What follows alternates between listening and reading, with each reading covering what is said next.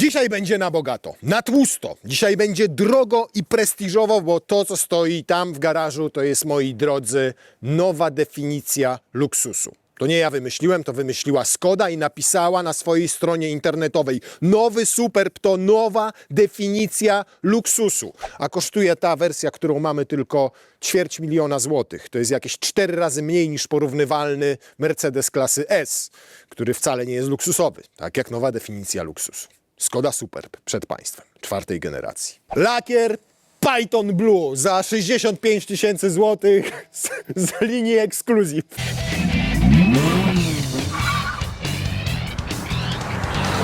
Nie, jeżeli chodzi o wymiary, to nie ma tutaj ani trochę luksusu. Nie wiem, jak oni to zrobili, ale jak widzicie Superba na ulicy, to rzeczywiście mówicie: kurna, jaki wielki samochód. W rzeczywistości wcale wielki nie jest. Do klasy S brakuje mu 26 cm, jeżeli chodzi o rozstaw osi też. Nawet do BMW serii 5 mu brakuje 15 cm. Brakuje mu nawet do Lexusa ES kilku centymetrów, brakuje mu nawet do Volvo S90, więc nie, jeżeli patrzymy pod kątem wymiarów i segmentów, to Skoda Superb nie jest ani trochę samochodem luksusowym, bo nie kwalifikuje się nawet do segmentu E pod względem wymiarów. Co nie znaczy, że jest mała, bo urosła względem poprzedniczki. Jest o 4 cm i 3 mm dłuższa, a to oznacza, że ma już ponad 4,90 cm. Jednocześnie poszło jej troszkę tutaj na wysokość o 1 cm, ale zeszczuplała w biodrach, bo jest węższa od poprzedniczki o ponad centymetr. Natomiast nie zmienił się ani trochę rozstaw osi, który wynosi zaledwie 284 cm. Mówię zaledwie, bo na przykład najnowsze Audi A5, czyli teoretycznie, jak popatrzycie na bryłę, samochód mniejszy od tego auta, ma rozstaw osi większy o 6 cm. Więc 284, jeżeli chodzi o rozstaw osi, to wcale dużo nie jest. Dziwna rzecz natomiast stała się z zawieszeniem, ponieważ zobaczcie, jak ten samochód wysoko jest postawiony. Nie mamy tutaj opcjonalnego zawieszenia adaptacyjnego, natomiast wydaje się, że prześwit tutaj to jest prawie że jak w SUV-ie i widać, jaka jest przestrzeń pomiędzy oponą a nadkolem. W naszym przypadku mamy wersję Selection, czyli drugą w cenniku. Potem jest już tylko Lauren & Kliman oraz Sportline. Natomiast w Selectionie nie mamy takich 19-calowych felg. Są mniejsze, mniej luksusowe. Jak chcemy do luksusu dopłacić sobie, to za 6000 zł dopłacamy i mamy felgę 19-calową, jak w naszym przypadku. I można o niej powiedzieć wszystko, nawet że jest duża, ale nie można o niej powiedzieć jednego, że jest ładna, bo z tymi plastikowymi nakładkami wygląda nawet nie brzydko, wygląda po prostu ohydnie. Podobno można zdjąć. O, jest tutaj specjalistyczne narzędzie do zdejmowania tych ohydnych nakładek. Kiedyś robiliśmy wszystko, żeby nie mieć samochodów ze stalowymi felgami i kołpakami. O, jaka ładna! Teraz, jak to zdjęliśmy, zwiększyliśmy sobie zużycie paliwa o 1 łyżkę stołową na 100 km. Zdjęcie wszystkich 4 powoduje, zgadliście, zwiększenie zużycia paliwa o 4 łyżki stołowe na 100 km. No ale teraz przynajmniej z taką felgą ten samochód jakoś zaczyna wyglądać. Urósł i frisbee. Zajebiste. Ja pierdzielę, jakie tu urąbane wszystko. Jeżdżąc z tą całą nakładką macie tam w środku tyle syfu, że już w zasadzie nie musicie nawet wyważać koła. A tyle tego syfu tam, to jest też efekt tego, że powietrze od wentylatora chłodnicy jest teraz w tej najnowszej 4. generacji kierowane na tarczę hamulcową po to, żeby dodatkowo ją schłodzić, żeby było lepsze chłodzenie hamulców. No ale jak wiadomo, skoro ten wentylator zasysa powietrze z zewnątrz, które jest brudne, no to pakuje wam jeszcze więcej syfu na tą felgę.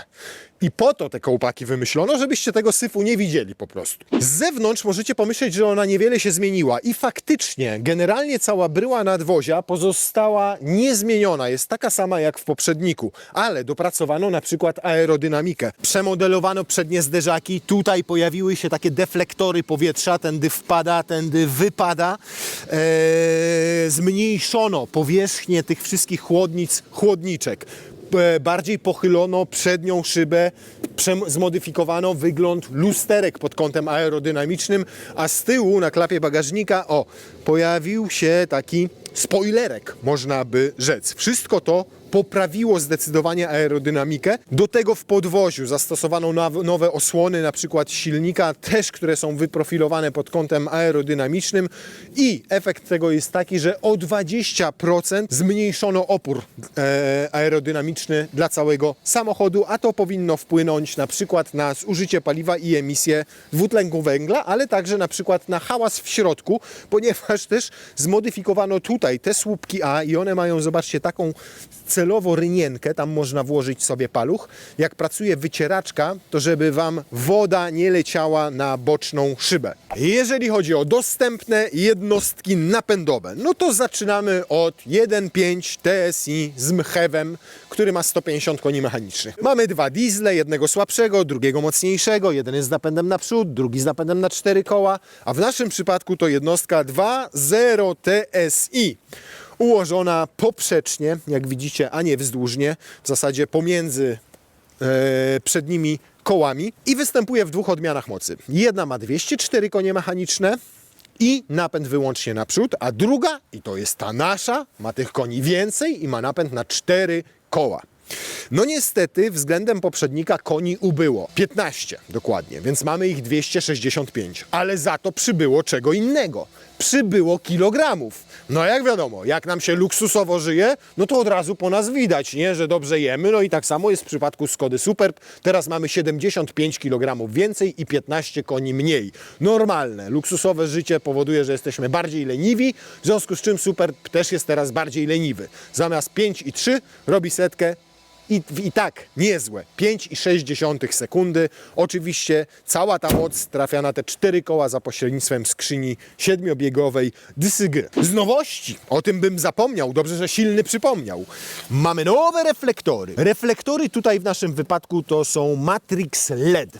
Trzeba dopłacić tutaj do takiego pakietu, który nazywa się Light and View, 9000 zł i wtedy dostajecie takie reflektory. Laurent and Clement, Laurin und Klimen, Klimek i coś tam są one standardowe. Natomiast dwie te soczewki LED mają łącznie 36 niezależnych segmentów, niezależnych punktów świetnych, które działają niezależnie od siebie i jak jedziemy, to na przykład może nam jeden z tych segmencików doświetlić znak drogowy, jednocześnie nie będziemy oślepiali innych kierowców albo na przykład pieszych idących poboczem i on sobie tak wycinają sobie samochody, wycinają sobie na przykład ludzi, a doświetlają pobocze, czy doświetlają nam właśnie znaki drogowe. A LED dzienny jest poprowadzony tutaj, w tym miejscu, mało charakterystyczny. Jak będziemy jechali i będzie się palił, to zobaczycie, że w zasadzie wtedy jak jedzie Skoda z zapalonym tym LEDem, nie odróżnicie jej w żaden sposób, nie rozpoznacie, czy to jest Skoda. Wielu producentów celowo projektuje te światła do jazdy dziennej tak, żeby można było je rozpoznać po zmroku. BMW robi podświetlane grille, Volkswagen nawet podświetlane znaczki, kombinują z zębami, z łukami, z kostkami lodu, z kostkami Rubika, z tym, z tamtym. Skoda nie kombinuje, tylko zrobiła po prostu świecącą się kreskę w jednym i w drugim reflektorze. I tak samo zrobiła z tylnymi lampami, które oczywiście też są nowe, też są LEDowe, ale nie są w żaden sposób oryginalne. Wyglądają jak w Toyocie Corolli. Za to, żebyście nie mieli wątpliwości jadąc za Skodą, co to za marka, to pierdyknęli teraz taki duży napis na klapie bagażnika. Tu podkreślili, że to Superb i tutaj, że 4x4. Zawsze było tak, że jeżeli w samochodzie na pierwszym miejscu stawialiście przestrzeń i pojemność bagażnika, to wasze kroki kierowały się same w kierunku salonu Skody. A teraz będziecie jeszcze szybciej biegli do tego salonu Skody po luksus i pod 645 litrów, czyli 20 więcej niż w poprzedniku. Wydłużenie tego samochodu o 4 cm poskutkowało 20 litrami więcej i 75 kg, co już mówiliśmy. Bardzo fajne Simply Clever. Simply Clever haczyk 1. Simply Clever składanie z tej pozycji bagażnika oparć tylnej kanapy. Kanapa, jak widać, dzielona w proporcjach 40 na 60, ale ma rękaw na narty O, jak tak zrobicie, to parę kompletów tutaj przewieziecie. Mamy tutaj co? Schoweczek? Jaki duży, panie i panowie. Skoda, jesteśmy z tobą na wszelki wypadek. Ty prowadzisz, my zajmujemy się resztą. Świetnie. Jak zajmujecie się resztą, to trzeba odkurzyć u mnie duży pokój. O, i kolejne Simply Clevery. Wieziecie na przykład skrzyneczkę i nie chcecie, żeby ta skrzyneczka jeździła po całym bagażniku, to proszę, robicie tak i już skrzyneczka jeździła, nie będzie się przesuwała. Uwielbiam te rozwiązania Skody. Simply Clever pod podłogą oznacza koło dojazdowe i bardzo dobrze. I to jest niesamowite. Słuchajcie, że zobaczcie, jak to zostało wyłożone tutaj, ta wnęka na koło zapasowe. Zazwyczaj tutaj jest po prostu goła blacha i im się chciało tutaj wykładzinkę położyć. Siateczka jest. No i oczywiście wszystkie ustrojstwa służące do tego, żebyście to koło mogli wymienić. Natomiast wykładzinka, o, to taka sobie, szczerze mówiąc. Tam zrobili ładnie, to już mogli naprawdę pokusić się o to, żeby cała była na całej szerokości tutaj sztywna. A tak to jest taka, no, taka nie sprawia wrażenia solidnej, o, tak bym powiedział. Chociaż jest jakaś taka podwójna, kurna. No dziwna. O, a tutaj jakbyście chcieli sobie dokupić jakieś akcesoria Simply Clever, to otwieracie swój telefon, skanujecie kod QR i proszę bardzo, Super Accept All, Super Trunk, Super Kombi Trunk. Odpalacie i macie prezentację bagażnika w Skodzie. Ale czad, co? No dobrze, to teraz zobaczmy, ile tu do tego bagażnika nam wejdzie. Ale żeby nam weszło więcej, to chciałbym zdemontować to. Na szczęście, o panie. A to jak się wyjmuje? A, o panie. To ty na mnie spojrzałeś. Wygląda na to, że nawet nam się to zmieści pod półeczką. Zobaczcie, ile tam jeszcze jest miejsca. Tam można sobie jakieś torby takie materiałowe wrzucić i parę ich wejdzie. Dobra, założenie jest takie, że próbujemy najpierw z półeczką.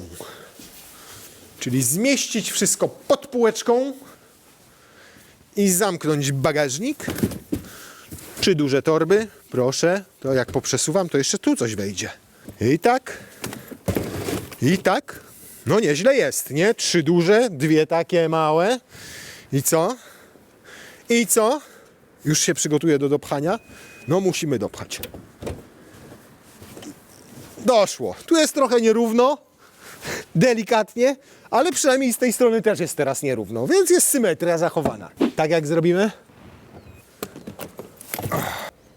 No, teraz tak. Natomiast jak wyjmiemy sobie półeczkę, czyli luksusowe 2 sznurki, odepniemy, to co? Tak niestety nie, więc musimy to w ten sposób zachować. Możemy jeszcze pokombinować sobie na przykład, żeby to zrobić w ten sposób. O, czyli tak. O. W ten sposób. O. Na przykład. Albo jeszcze inaczej. O.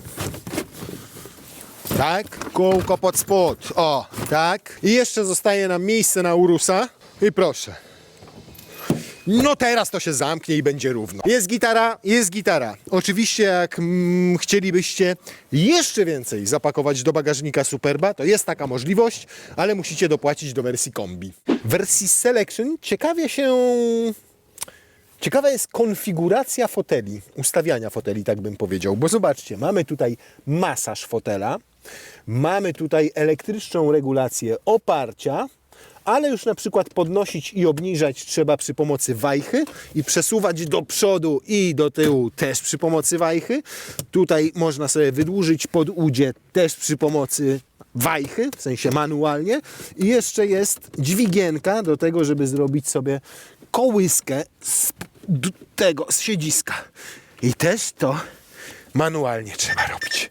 No dobra, siedzę wygodnie.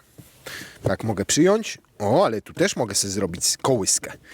O, dobra, dopompowane. No, dobrze jest, dobrze jest. No, i teraz mogę powiedzieć, że faktycznie w Superbie Czuć luksus. Czuć luksus, ale w sensie przestronności, bo miejsca jest tutaj w cholerę. Zawsze tak było w Superbie i tak pozostało. Pomimo tego, że ten rozstaw osi jest tutaj naprawdę niewielki, to miejsca jest tyle, co w segmentach F, co w Mercedesie S, co w BMW serii 7, no może parę centymetrów mniej, ale zobaczcie, ile miejsca na kolana. Tam sobie mogę wygodnie wsunąć stopy pod ten fotel, pomimo tego, że jest opuszczony maksymalnie. Nad głową jest ok, myślę, że w kombi tego miejsca byłoby troszkę więcej, ponieważ ten dach jest poprowadzony do samego końca, aż do klapy płasko, natomiast tutaj on zaczyna opadać i ze 2-3 cm więcej nad głową by mi się przydało miejsca. Ale kanapa fajnie wysoko umieszczona, więc podparte mam nogi, nie siedzę w ten sposób z kolanami, tylko mam wygodną pozycję, na ramiona też dużo miejsca. I nawet powiem Wam, dzięki temu, że ten tunel tu jest może wysoki, ale dosyć wąski, to nawet jak przyjdzie Wam tym autem przetransportować 3 osoby z tyłu na kanapie, to zobaczcie, daje radę. Trzymam nogi sobie po bokach tego tunelu, tu siedzę wygodnie, nad głową mam miejsce.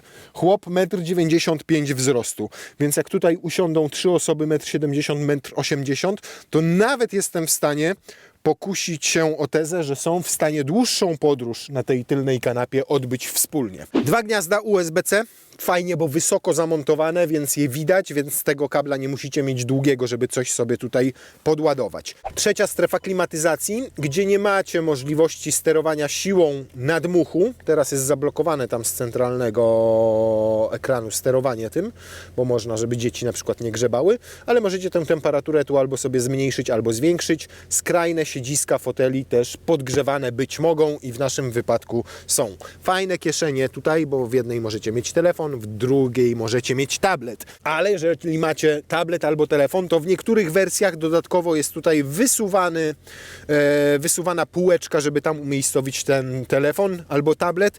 W naszym wypadku niestety jest to zwykły materiałowy podłokietnik, który ma otwarte uchwyty na kubek, w dodatku wzdłużnie umieszczone, czego ja nie lubię, bo tam zawsze wpada Wam łokieć, albo jak macie jakieś napoje, to możecie to wylać. Zdecydowanie wolę, kiedy one przynajmniej są poprzecznie tutaj na samym końcu tego podłokietnika umiejscowione. Wtedy możecie i opierać sobie rękę, i trzymać taki napój w ręku i nie wylejecie, nie ma ryzyka. Bardzo fajnie wymyślone zaślepki Isofixów, bo wreszcie nie są to takie zaślepki, które się wyjmuje i wyrzuca albo giną, tylko są takie, proszę bardzo, odchylane, więc mogą być zamknięte, a jak otworzycie, to łatwo wpiąć jest bardzo fotelik, bo są super widoczne, a nie gdzieś tam głęboko schowane. Bardzo przyjemna tapicerka. Świetnie wygląda i jest fajna w dotyku. Co więcej, Skoda chwali się, że 100% tekstylnych materiałów we wnętrzu zostało zrobionych z materiałów z recyklingu, a w ogóle tego nie czuć. Ani nie czuć tego nosem, ani nie czuć tego pod palcami. No tak a la Volvo to wygląda i to w dobrym tego słowa znaczeniu.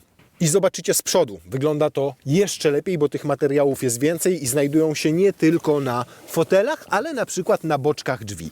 I to jest fajne, że już tutaj w Superbie mamy to miękkie i przyjemne i to nie jest taki gładki plastik, tylko ze strukturą.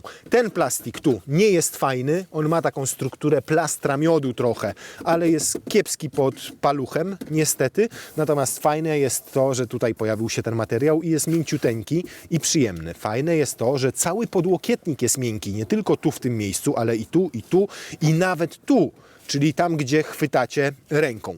Tutaj jest Simply Clever haczyk, luksusowy, plastikowy, ale luksusowy. I jak go się, tak go się zdejmuje, i zostawia, zobaczcie, taki Simply Clever, bardzo ładny ślad. I ciekawe, czy się to w ogóle, czy to zniknie. Bo się odkształciło tak solidnie, powiedziałbym. No ale 2 kilo udźwignie haczyk. Nie wiem tylko, kto tutaj siaty wozi z zakupami. No chyba tam się wozi, nie z tyłu. Nawet wyłożono tutaj wnękę w kieszenie, w drzwiach, przyjemnym, fajnym zamszykiem takim, czymś ala wykładzinką, bardziej. Więc wygląda to naprawdę dobrze i co więcej, wygląda znacznie lepiej niż w Kodiaku. Tam mieliśmy mnóstwo uwag do tego, jakiej jakości materiałów użyto do wykończenia wnętrza oraz jakie wszystkie zmontowano. Tutaj w przypadku Superba jest dużo lepiej, pomimo że te auta we wnętrzu przypominają się nawzajem, są podobne do siebie, to tu jest dużo lepiej to wszystko zrobione, łącznie z tym, że znowu mamy tutaj miękkie, przyjemne materiały, wnękę wyłożoną. To wygląda fajnie, a nie tandetnie. No i tylko jedyny mankament to jest ten plastik. Nawet tu jest to wszystko jakby lepiej, porządniej poskręcane, lepiej się wszystko trzyma, ale i w Superbie nie uniknięto wpadek. Zobaczcie na to. Natomiast tu mam wrażenie, że wystarczyłoby zdetonować małą petardę i moglibyśmy całe wnętrze odesłać do producenta w paczkach. I nie do fabryki w Czechach, tam gdzie jest robiony Kodiak, bo akurat Superb jest produkowany w Bratysławie. W tej samej fabryce, gdzie jest robiony nowy Passat, gdzie powstaje Cayenne, gdzie powstaje Touareg i parę innych modeli. I szkoda, że nie przyłożono się do zrobienia Superba tak, jak się przyłożono do zrobienia tamtych aut, bo je testowaliśmy i większych zastrzeżeń do jakości nie mieliśmy, a tutaj niestety mamy. Niemniej tych zastrzeżeń jest nieporównywalnie mniej niż w przypadku Kodiaka. Deska rozdzielcza cała, jak widać, bardzo zbliżona wyglądem do tego, co mieliśmy w Kodiaku, chociaż tam, na przykład nie było czegoś takiego, takiej gitarki. Były natomiast już takie pokrętła i te tutaj są troszkę lepiej zmontowane, takie mam wrażenie. Też delikatnie latają, ale tam sprawiały wrażenie, jakby miały za chwilę odpaść, natomiast tutaj już są solidniej przymocowane. No i czym się nimi steruje? No tutaj temperaturą, a jak naciśniemy, to można włączyć sobie podgrzewanie fotela. Jakbyśmy mieli wentylację, no to kolejne kliknięcie oznacza sterowanie tą wentylacją foteli. Tutaj mamy kolejne pokrętło. Jak jest w tej pozycji, to sterujemy głośnością, ale jak zaczniemy naciskać, no to różne ustawienia klimatyzacji mamy, którymi też możemy sterować. Gdybyśmy mieli tryby jazdy, to jeszcze trybami jazdy dodatkowo tym pokrętłem. No i z jednej strony to fajne rozwiązanie, ale z drugiej i tak musicie patrzeć tutaj na to, co się wyświetla, czyli odwracać uwagę od drogi, żeby coś zmienić. Najczęściej używane funkcje nie wymagają klikania, tylko temperaturę zwiększacie i nawet jak chcecie włączyć sobie podgrzewanie fotela, to rzeczywiście jedno kliknięcie i szybciutko sobie to podgrzewanie włączacie. Ładna kierownica, multimedia, które wydają mi się nawet tutaj działać ciut lepiej niż działały w Kodiaku i nie mam do nich zastrzeżeń. Podobny trochę interfejs do tego z nowych Volkswagenów i tam działa on ciut szybciej, ciut lepiej, jest ciut bardziej intuicyjny i przejrzysty w obsłudze, ale tu absolutnie nie jest źle. Powiedziałbym przeciwnie, że jest naprawdę dobrze. Można sobie tutaj wszystkie te kafelki poprzestawiać. Jak widzicie, pododawać sobie ekrany, widgety i wtedy spersonalizować to w taki sposób, jaki najbardziej Wam odpowiada. I macie to wtedy na różnych ekranach. Więc to naprawdę in plus. Cyfrowe zegary, które są bardzo ładne, przejrzyste, ładna, fajna kierownica, dwuramienna, mnie się to akurat podoba, jeszcze ze starym znaczkiem Skody, bo teraz już w najnowszych egzemplarzach jest tutaj napisane Skoda. Podłokietniczek ma dużo simpli cleverów, bo ma na przykład taką wkładeczkę, we wkładeczce ma taką gąbeczkę, którą możecie sobie wyczyścić na przykład ekran, proszę bardzo. Ma nawet ten schoweczek tutaj uchwyty na przykład na karty parkingowe, ma nawet uchwyt na okulary, szkoda, że nie tutaj, bo wtedy łatwiej jest się do nich dostać. Ma nawet gumeczkę, która przytrzymuje przedmioty, które mogłyby tam hałasować. Mamy tutaj gniazdo zapalniczki. Jest oczywiście ładowarka indukcyjna w tym miejscu. Nic nie przeszkadza w podglądaniu, co jest na telefonie, bo dźwignię do zmiany przełożeń przeniesiono na kierownicę. Są dwa porty USB-C do ładowania. Z tyłu są dwa kolejne, razem 4. Może też być jeden dodatkowy tutaj w lusterku. Natomiast zaletą tych portów USB-C jest to, że są bardzo mocne. 45 W to oznacza, że podładujecie szybko nie tylko telefon, ale podładować możecie też bardzo szybko tablet albo nawet laptopa. I za to duży plus. Więc szkoda. Tak naprawdę szkoda. Nie szkoda, tylko szkoda, że nie dopracowano jakościowo tego samochodu. Bo gdyby przyłożono się bardziej do solidności zmontowania tego wszystkiego, naprawdę byłaby petarda. A tak to za te rzeczy, no trzeba odjąć parę punktów, nie? Ta dwulitrowa jednostka TSI, która tutaj pracuje i ma 265 koni, nie jest pożeniona z układem mild hybrid. I to plus w tym wypadku, bo każde położenie nogi na pedale gazu powoduje, że od razu się te koniki i te newtonometry uwalniają. I naprawdę nie trzeba tutaj dusić tego pedału gazu, żeby auto wykazywało się naprawdę fajną dynamiką. I to jest naprawdę spore zaskoczenie już od momentu, kiedy wsiadacie do tego samochodu, bo wiele aut dzisiaj, które mają mild hybryda, no to niestety mogą mieć i po 300 koni mechanicznych, ale przez to, że za chwilę ten silnik rozłączają ze skrzynią biegów, wchodzą w tryby żeglowania, start-stopy, nie start-stopy kombinacje, to sprawiają wrażenie ospałych. A tutaj przeciwnie. Tutaj macie wrażenie, że to auto chce jechać. No jest dużo lepiej niż w Kodiaku. On nas rozczarował na tej drodze przede wszystkim hałasami, jakie we wnętrzu się pojawiły, czyli trzaskami, stukami i pukami, a tutaj pomimo tego, że ten montaż niektórych elementów nie jest najlepszy, to niczego nie słychać poza jakąś kamerą, która tam jest przymocowana do sufitu i brzęczy. Zawieszeniowo też jest bardzo dobrze. I to, co mogę Wam doradzić na podstawie moich spostrzeżeń z zawieszeń z grupy Volkswagena i na podstawie tego, co wyczytałem na forach internetowych, to nie kupujcie, nie zamawiajcie zawieszenia adaptacyjnego, aktywnego do żadnej Skody i żadnego Volkswagena. Po pierwsze, w Tiguanie Airline, którym jeździliśmy, ten zawias niesamowicie hałasował. Podobnie było w Passacie. I na to samo skarżą się użytkownicy nowego Superba z tym zawieszeniem DCC. Więc lepiej jest zdecydowanie z niego zrezygnować, pozostać przy standardowym zawieszeniu. Standardowe sprężyny i amortyzatory naprawdę w tym samochodzie zdają egzamin. To znaczy wystarczająco komfortowo, a wręcz zaskakująco komfortowo jest na takich gorszej jakości odcinkach, jak ten, po którym przed chwilą przejechaliśmy, a jednocześnie naprawdę w takim codziennym, normalnym użytkowaniu nie potrzebujecie niczego sztywniejszego.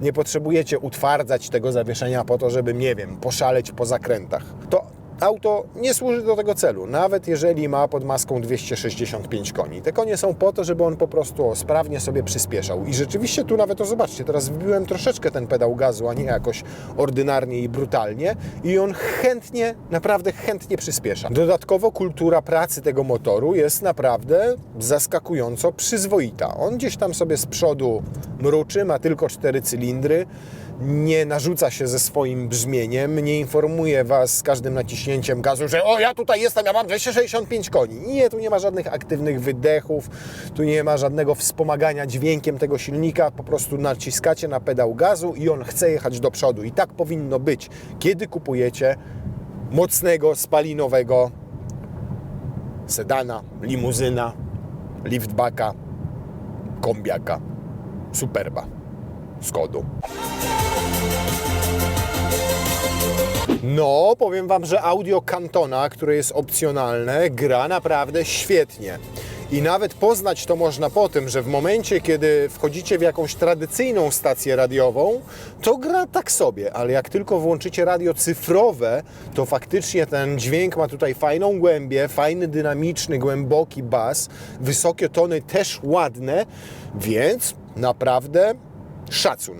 I powiem Wam ogólnie, że takie uczucie, jak się jedzie tym samochodem, jest rzeczywiście może nie tyle już premium, co jest klasę wyżej niż było w poprzednim Superbie. Jadąc poprzednim Superbem, faktycznie doświadczaliście tego, że to jest po prostu Skoda. Owszem, przyzwoicie zrobiona, owszem, całkiem ładna, z technologią Volkswagena, ale po prostu Skoda.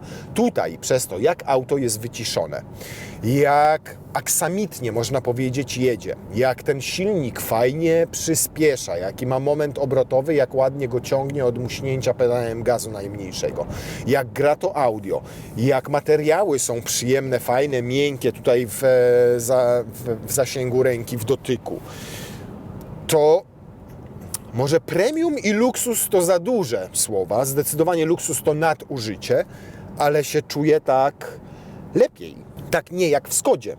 Powiedziałbym, że trochę jak Volvo, czego oczywiście zasługą są materiały, pewnego rodzaju minimalizm całej deski rozdzielczej, Niewiele pokręteł, niewiele przycisków, ale robi to wszystko mega dobre wrażenie. Cyk, 120, resetujemy zużycie paliwa i sobie sprawdzimy. Bardzo fajnie jest wyciszona. Naprawdę, jestem w szoku.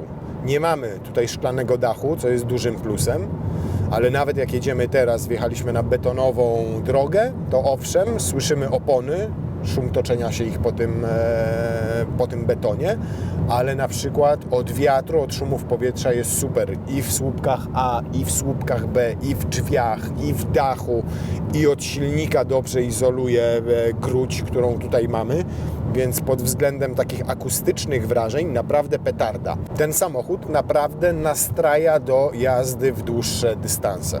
Jest taki, powiedziałbym, relaksujący. Ma dużo teraz z charakteru takiej limuzyny. Może jeszcze nie segmentu E i F, czyli luksusowej limuzyny, ale takiej naprawdę przyzwoitej, dobrze zrobionej, komfortowej, luksusowej. Nie, co ja powiedziałem? Przejęzyczenie. Oj, nawet ma takiego asystenta pasa ruchu, który nie wymaga włączenia tempomatu, żeby pomagał Wam przejeżdżać zakręty. Tylko on go sobie w krytycznych sytuacjach trzyma na środku pasa ruchu i pomaga Wam przejechać cały łuk, nawet na autostradzie. No i jak będziecie jeździli tak spokojnie, tak stabilnie, bez nagłych zmian prędkości, bez hamowania, bez nagłego przyspieszania, bez duszenia pedału gazu cały czas w podłogę, to zużycie paliwa będzie takie mniej więcej przy 120 na godzinę, czyli 7,2 litra. Jak te prędkości będą już takie bardziej autostradowe niż ekspresowe, czyli 140-150 na godzinę, no to już bardziej będzie to 8,5 litra. Średnio musicie liczyć w codziennym użytkowaniu 9-10, no bo odpalenie na zimnym silniku, bo trochę miasta, bo trochę trasy. No więc wydaje mi się, że w przypadku większości użytkowników lepszym wyborem będzie diesel, ten 204-konny.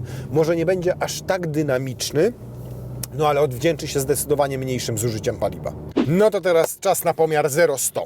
Według producenta 5,6. Poprzednik, przez to, że miał niższą masę, trochę większą moc, o 15 koni mechanicznych, robił setkę o 0,3 sekundy szybciej. Nie mamy tutaj żadnego trybu jazdy, ponieważ nie mamy mild hybryda, to raz, a dwa, nie mamy nawet adaptacyjnego zawieszenia, więc mamy tutaj po prostu tryb jazdy do przodu. Nazywa się D, ewentualnie mogę sobie skrzynię wrzucić w tryb S.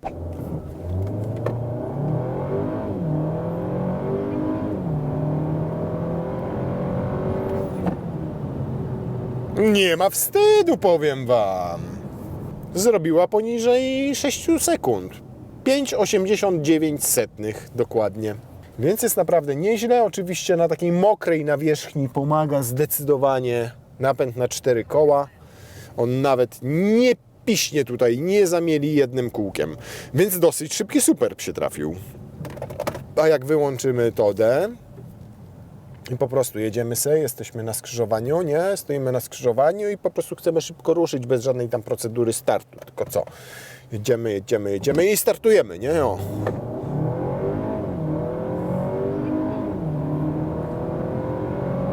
Szybko! To nawet wtedy, powiem Wam, jest w stanie zrobić 6,8. Żadnych procedur startu, po prostu but w podłogę na skrzyżowaniu. I ja to szanuję, ja to rozumiem, żadnych trybów jazdy, a robi powtarzalne 6 sekund, 5,9. Gdybym tu był sam, bez tego całego sprzętu, bez tych wszystkich silnych na pokładzie, to bym pewnie zrobił te 5,6, 5,7, więc jest zdecydowanie ten fabryczny wynik osiągalny. Sprawny, szybki Superb. O, po takim przyspieszeniu to się trzeba wymasować porządnie, nie? Nie to, żeby mi kręgosłup połamało jakoś specjalnie, ale fajne jest to, że tutaj mamy trochę programów tego masażu. 3 dokładnie. Fale, lędźwie, klepanie lędźwi, rozciąganie. Aktualnie mam klepanie, ale czuję bardziej, jakby mi falowało, bo to nie jest klepanie. To jest tak, jakby ktoś Was o tak klepał. O tak mnie klepie ten masaż teraz. Jak idę na masaż i chcę z klepaniem, to pani... No powiem Wam tak. O ile Kodiaq był rozczarowaniem, nie bójmy się użyć tego słowa, to Superb jest dla mnie zaskoczeniem pozytywnym, więc w przyrodzie nic nie ginie, musi być równowaga i tak jest dokładnie w tym wypadku. Kodiaq przede wszystkim minusa ogromnego zdobył za tandetę wykonania i tandetę materiałów. I tak jak powiedzieliśmy w odcinku, on jest produkowany w Czechach, to auto jest zrobione w Bratysławie i jest zrobione znacznie lepiej.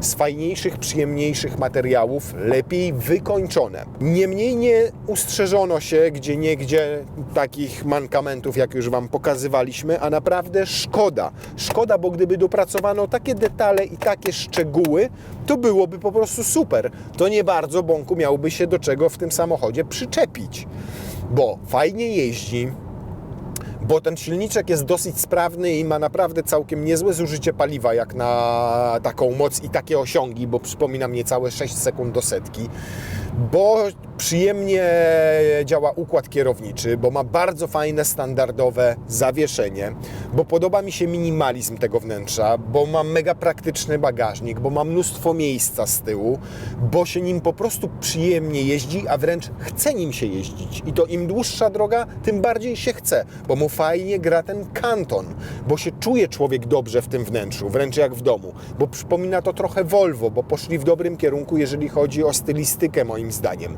bo pomimo tabletozy obsługuje się go naprawdę intuicyjnie. To auto ma mnóstwo plusów, naprawdę, więc jakbym go rozpatrywał jako limuzynę, powiedzmy sedana, no dobra, liftbacka, takiego do codziennej jazdy, to absolutnie brałbym go pod uwagę, bo fajna jest tutaj relacja tych osiągów do wykończenia i wykonania, do przestronności i do całej reszty.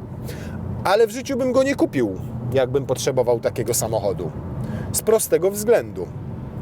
Wyjściowo ta wersja 2.0 TSI kosztuje 200 koła, a nasz egzemplarz, który ma już trochę na wyposażeniu dodatkowym, 240 000 złotych. Skoda jest bardzo fajnym samochodem i zawsze była, w momencie kiedy oferowała Wam wszystko to, co konkurencja, za niższą cenę. Ale teraz oferuje Wam to samo, co konkurencja, za podobną cenę, co konkurencja, a czasami nawet za wyższą. Mogę zakończyć tak. Wiecie, co symbolizuje literka L w nazwie Skoda Superb? Luksus. L jak luksus. Nie ma go w nazwie i nie ma go w tym samochodzie.